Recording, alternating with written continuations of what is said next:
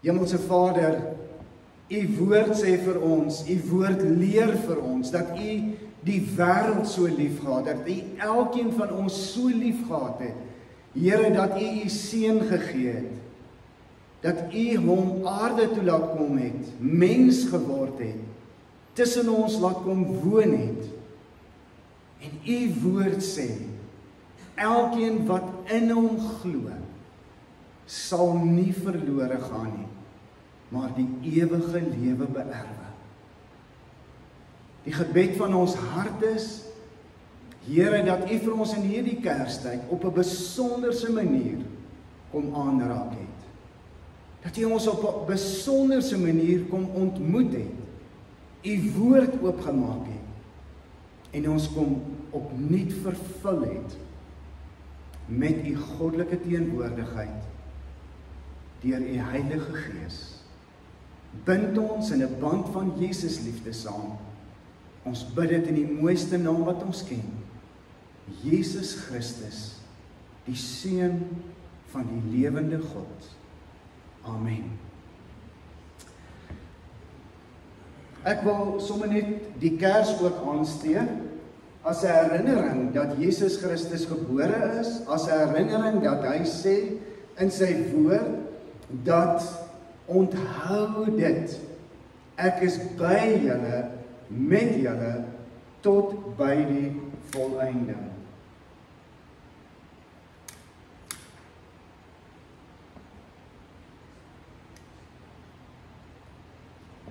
So mag ons sommer net, wanneer ons die vlammetjies sien brand, ek sien op die kante ook, vlammetjies wat brand, wat ons herinner, ons leef in 'n wêreld wat soms vir ons eintlik wil sê, God het jou vergeet, God het sy rug op jou gedraai, God gee nie vir jou om nie. Dis nie die waarheid nie. Dis hoekom God se seun gekom het, sodat ons nooit alleen sal wees nie. Ek wil sommer net ook van dieselfde geleentheid gebruik maak.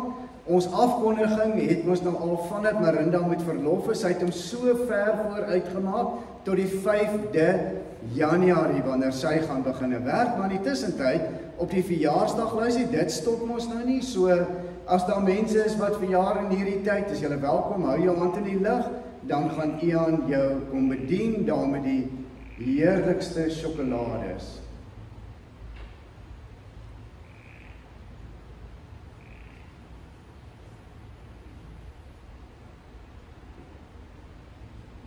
Goed, en jy kan 'n week terug en 'n week aan ook vat. As jy nou gemis het, maak die saak nie. Sommer net van ons kant af, baie geluk. Mag dit 'n wonderlike nuwe lewensjaar wees. Mag jy beleef hoe die goedheid, die guns van God jou toevou, en mag jy weet dat jy spesiaal is in God se oë. Ons wil vir die Methodist wat hier saam met ons vanoggend is, sommer net sê, baie welkom, dis vir ons baie lekker dat julle hier is. En mag die Here julle ook sommer net in die besonder seën. Ons gaan 3 liedere saam sing. Dis nou die laaste keer wat ons nou Kersliedjies gaan sing. Kersfees is nou verby en is nou agter ons, so ons slotlied vanoggend is ook 'n ander lied, maar kom ons sing vir oulaas lekker saam. Die Heiland is gebore, somer, Kersfees en Stille Nag. Ons gaan staan, julle kan met Stille Nag sing.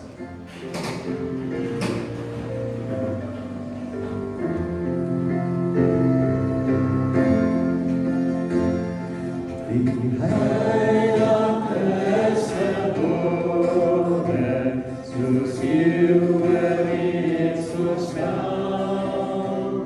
Daar in die stad van Dawid, word hy Immanuel. Met blye nog gode, wil ons ook juig en sing.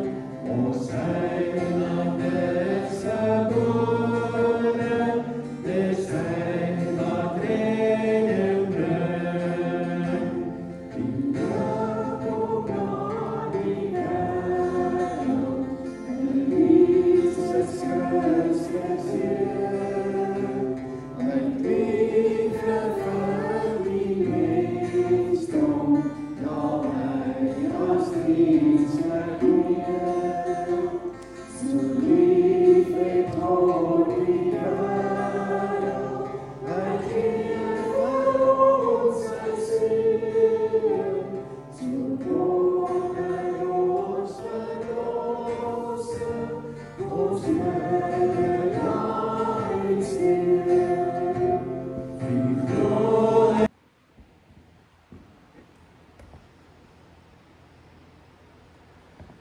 dit wat ons sing,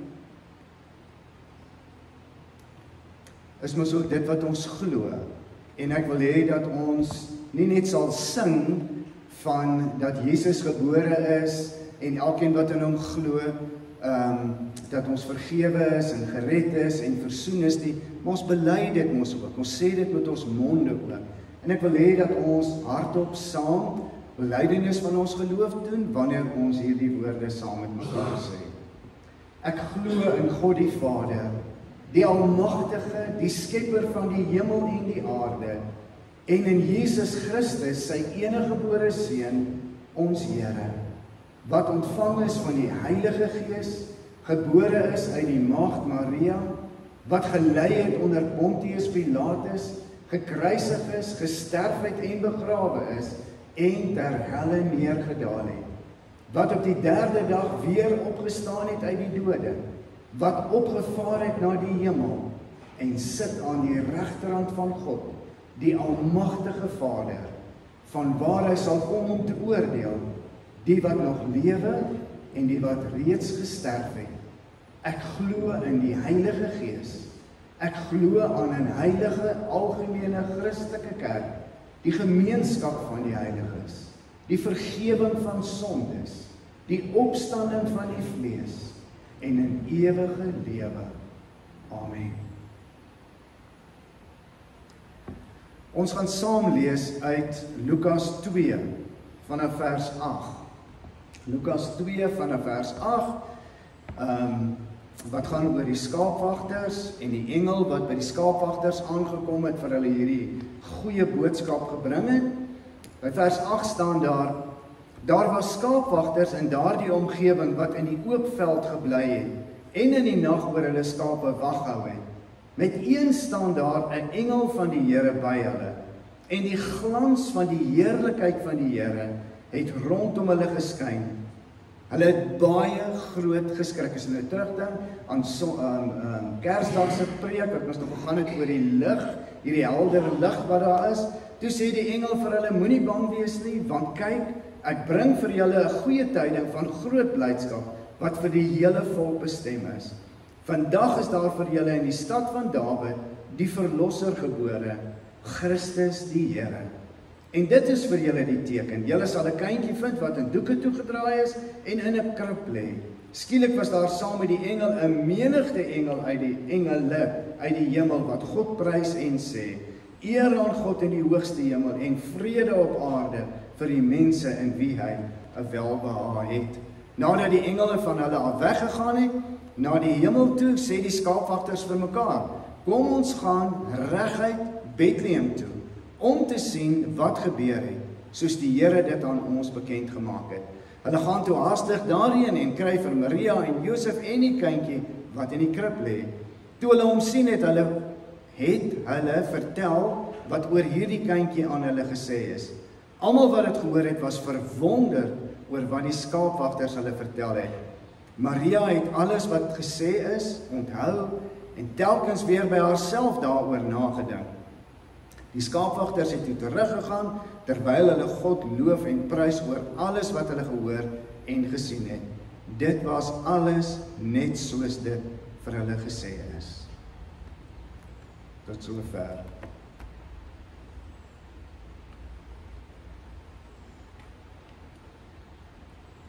As daar nou een ding is wat vir my uitstaan in dit wat ons gelees het, uitstaan oor die Kersverhaal, oor die evangelie, is dat as een woord om die geboorte van Jesus te beskryf en die gebeure wat dit vooraf gegaan het, een woord wat dit eintlik saamvat. Alles was doodgewoon. Doodgewoon, die lig bokant, die skaapwagters. Miskien was daar 'n briesie gewees wat getrek het. Miskien was daar blare wat geroer het in die boom. Miskien het daar so nou en dan 'n wolk verby die maan beweeg. 'n Mooi nag om te bewonder. maar niks buitengewoon nie. Niks wat jy sou laat wakker lê, gewone nag met 'n gewone sterrehemel. En dan lees ons mos nou verder, ons lees dat die skape was ook doodgewoon geweest, hulle was nie onrustig geweest nie. In die bondel was daar seker vetskape geweest, en maarskape geweest, party met ronde pense, party met maarbene, doodgewone diere. Geen sertifikate, pryswenners, net doodgewone skape. Geen geskiedenismakers nie. Eintlik sit die silhouette van hierdie skape in die nag doodgewoon soos enige ander nag. En as daar 'n derde groep, is die herders ook doodgewoon. Mense met geen status nie, die samelewing druk hulle partykeer buitekant toe. Al wat ons weet van skaapwagters is dat hulle al hulle besittings 10-1 by hulle gehad het. En al die klere wat lê, het hulle aangehad. Mense wat ryk soos skape, pligsgetrou, hulle oppas. Ons lees nie dat hulle kieries in een of ander museum hang, of dat daar geskrifte van hulle is in die biblioteke daar rondom nie. Niemand het hulle gevra vir hulle opinie oor die maatskaplike regverdigheid van daardie tyd nie. En niemand stel belang in hulle toepassing van die wet van Moses nie. Lukas skryf oor hulle en sê hulle is naamloos en hulle is eenvoudig. Doodgewone nag, doodgewone skape en doodgewone herders. Alledaags. Maar die wonder van hierdie verhaal is dat God hierdie doodgewone, alledaagse gebruik en dan gee hy so 'n tree nader. Hy forceer hom nie, hy dwing hom nie af nie. Hy's net teenwoordig in die doodgewone dinge. En daardie eerste Kersnag, vertel Lukas, beweeg God nader, die donker lig word helder verlig. Alles is helder, alles is vol van God se heerlikheid. 'n Engel staan daar en engele besing die grootheid van God. Skape wat doodstil was, ewe skielik is hulle onrustig en hulle bler en hulle gaan te kere. Bome wat net skadu's was, is helder verlig. In hierdie doodgewone nag is hierdie helder oomblik. In die alledaagse, in die doodgewone nag, sou ons kon sê, ewe skielik is alles vol van God. Sou ons kon sê, is alles net God. En die engele sing, en die engele bring lof aan God, want sy lig dring hierdie doodgewone binne en verdring die duisternis en die donkerte. Wat vir my net wonderlik is in hierdie gedeelte, ek dink baie keer kan dit gebeur. Ons is sopas deur Kersfees, ons is sopas deur 4 weke plus 'n 5de week, en elkeen van ons weet mos nou waarvoor dit staan. Eerste week het mos nog gegaan oor hoop, tweede week het gegaan oor vrede, derde week het gegaan oor vreugde, vierde week het gegaan oor liefde, 5de keer wat ons daaroor gepreek het, het gegaan oor Jesus Christus. Die gevaar is, dit kan gebeur, dat hierdie verhaal so doodgewoon is, dat ons dit nie meer kan hoor nie. Doodgewoon, dat ons nie meer bewus is van wat eintlik gebeur nie.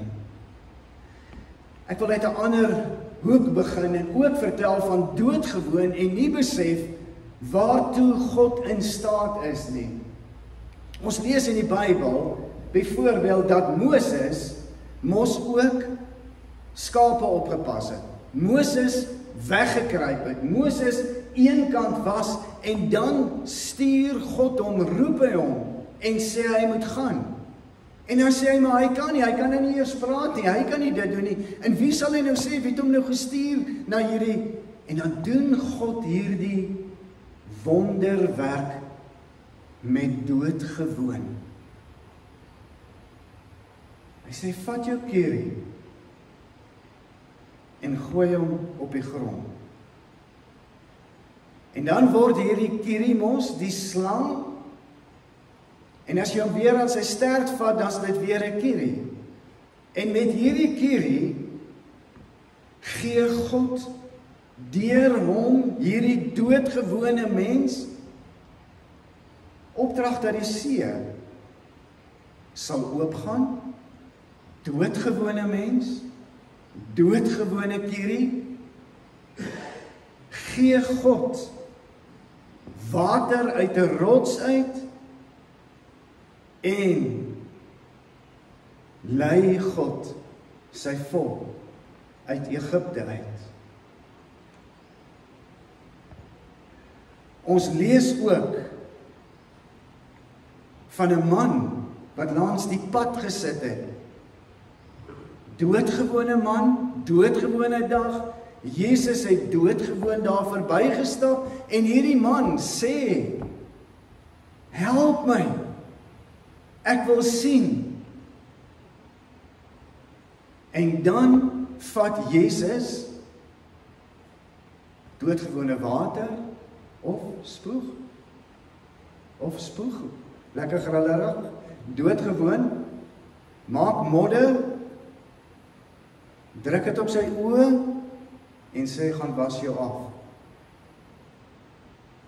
En dan sien hierdie man,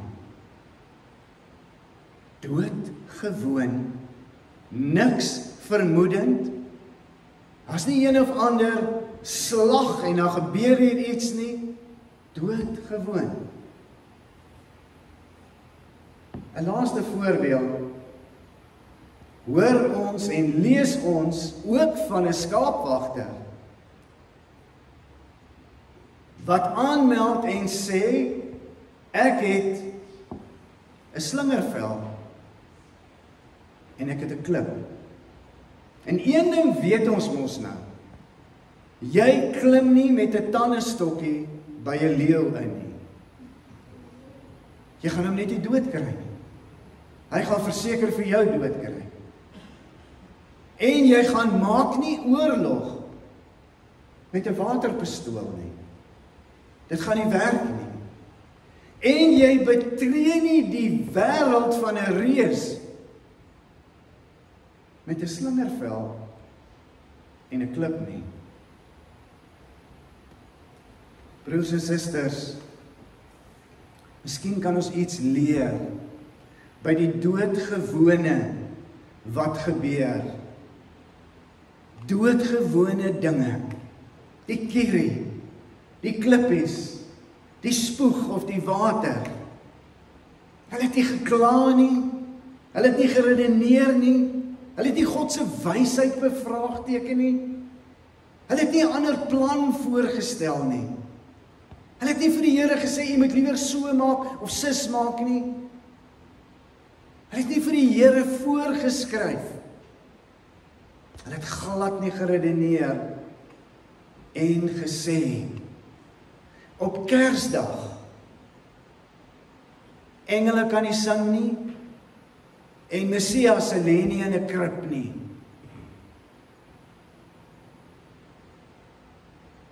God verskyn aan doodgewone herders. Want hulle het nie God bevraagteken nie. Hulle het nie kommentare gaan raadpleeg om te kyk, kan so iets gebeur? Is dit werklik waar? Is dit nie bietjie overboard hierdie nie? En toe God aankondig en sê, my seun is gebore, gee hy dit vir mense wat in die doodgewone dit vat en gaan vertel.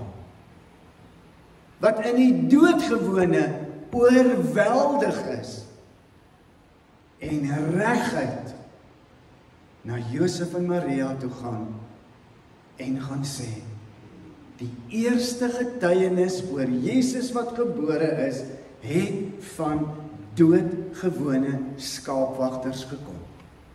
Mense wat nie met God redeneer nie. Mense wat hulle nie aanstel nie. Mense wat nie roem oor wie hulle is nie. Maar mense wat buig voor die almag en die teenwoordigheid van God. Ek was nog nie in Israel gewees nie. Maar so lees ek en so hoor ek, is daar 'n bepaalde kathedraal met aan die agterkant van die preekstoel of die altaar is daar 'n grot in 'n heuwel in. Wat sê, jy kan eintlik so baie van die ou tradisie, ou geskiedenis binne in hierdie kathedraal van lees, bewus wees, raak sien, maar as jy in die agterkant gaan, dan is daar 'n klein gat in die grot se bek. Wat jou forceer, omdat dit laag is, dat jy moet buig, of selfs op jou knieë gaan. En dan is in die binnekant, is daar silwer lampe, wat lig gee, binne-in, en 'n ster, wat in die vloer verlig is. Wat hulle beweer, dat dit die graf van Jesus kon wees. Wat hulle beweer. Kersfees voel vir my is omtrent dieselfde. Ons kan so opgewonde raak oor al die blink en die mooi en ons kan daaroor met mekaar praat. Maar as jy nie buig nie en as jy nie kniel nie, is die kanse goed dat Kersfees, Kerstyd 2025 verby sal beweeg as 'n alledaagse, doodgewone Kersfees soos al die ander Kersfeeste. Maar wanneer jy buig en wanneer jy, ons het as 'n gemeente Lukas die verhaal van Jesus gelees, het ons gebuig. Het ons gesê, Here, verander my. Here, laat ek iets raak sien. Waaroor wil jy praat? Wat wil jy vertel? Wat het jy raak gelees? Wat het jou hart so opgewonde gemaak? Wat is daai wat God vrede in jou hart sit? Het ons gebuig. Niemand wat buig kan ooit dieselfde wees nie. Gaan lees dit in God se woord. Ek wil klaar maak. En ek wil sê, mag die vrede van God, wanneer ons buig, besit neem van ons lewens. Mag ons tussen al die mooi en besig en kuier, mag ons hom raak sien. Mag ons sy teenwoordigheid ervaar in die daaglikse doodgewone. Mag ons hom raak sien vir wie hy is en nie soos wat ons graag wil hê dat hy moet wees nie. En mag ons in die alledaagse sy vrede belewe. Wanneer 'n mens Kersfees en Kerstyd van bo af bekyk, dan bly dit alledaags. Maar wanneer jy kniel, verander jy en alles rondom jou. En mag ons, soos die skaapwagters, oortuig wees daarvan dat Jesus gebore is, dat hy mens geword het, dat hy God met ons is, dat hy opgevaar het, dat hy weer sal kom, en dat ons hierdie blye evangelie nooit sal ophou vertel nie. Amen. Hemelse Vader, mag die vrede van Kerstyd, die vrede van God, by ons wees, saam met ons gaan, in elke doodgewone dag. Mag ons U raak sien in die doodgewone van elke dag. Ons buig en ons kniel voor U in Jesus naam. Amen.